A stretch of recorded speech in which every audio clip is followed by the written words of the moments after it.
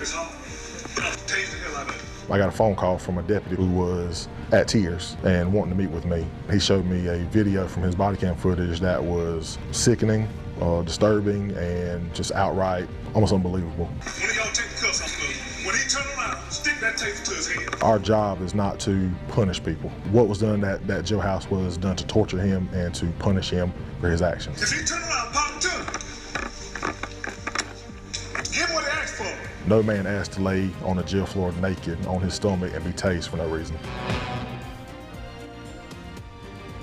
A major development tonight in our lost trust investigation into Marlboro County, South Carolina. A year and a half ago, South Carolina Attorney General's office swooped in and indicted the sheriff and a former deputy over a May 2020 jailhouse tasing. But that video was lost and it resurfaced during our investigation into the sheriff's office. Now, 19 months after his indictment, the Marlboro County Sheriff is headed to trial.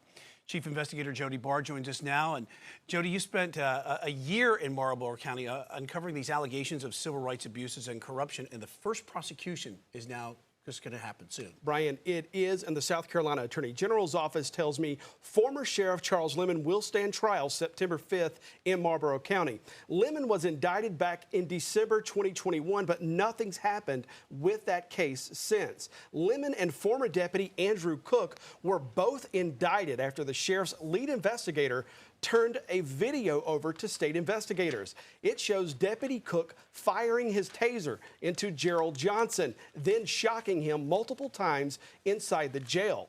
Cook said Johnson tried to attack the sheriff and he used his taser to stop the attack. The sheriff ordered Cook to continue shocking Johnson even as he lay on the jailhouse floor. Get up and get in the cell. Get up and get in the cell, Darrell. Get in there. Pop to him, pop to him, pop to him, pop to him, pop to him, pop to him. There you go. Get in there. Get pop to him, pop to him. There you go. Yeah.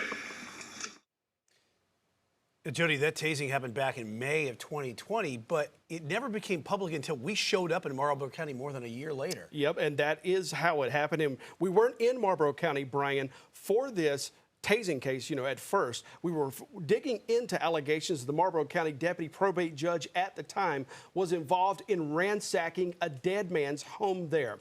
Hollis Slade's home security cameras recorded people going in and out of his house within hours of his death in January 2021. Some of those people eventually carried things out of it.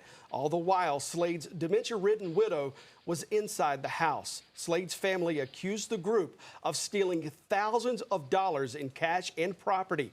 They eventually reported this to the sheriff's office. We showed up 2 years ago to investigate why the sheriff's office did nothing with the Slade case. After our final disrespects report, Lieutenant Trevor Murphy, the sheriff's lead investigator at the time, came to us. Murphy gave us a copy of the jailhouse video. The same video he says he worked anonymously to get someone, even news reporters, to do something about when the tasing happened in May of 2020. And nothing ever came of that? Nothing ever came of it. It was never looked into. The sources we reached out to never sought us out, never reached out to us, never followed up, never requested the video, never requested anything. Nothing. Who do you go to at this point? At that point, when you've reached out to people that are your outs, are your way out, and you're realizing we're telling these people stuff that's going on and they're not responding, we have no help. You're taught in school, something happens, you tell the teacher. We tried to tell the teacher, and we didn't get the help we asked for. Trevor Murphy eventually decided to go public. He gave a copy of the video to SLED and a copy to us. The Attorney General's office indicted the sheriff and Deputy Andrew Cook a few weeks later. Both men pleaded not guilty and have waited on their day in court.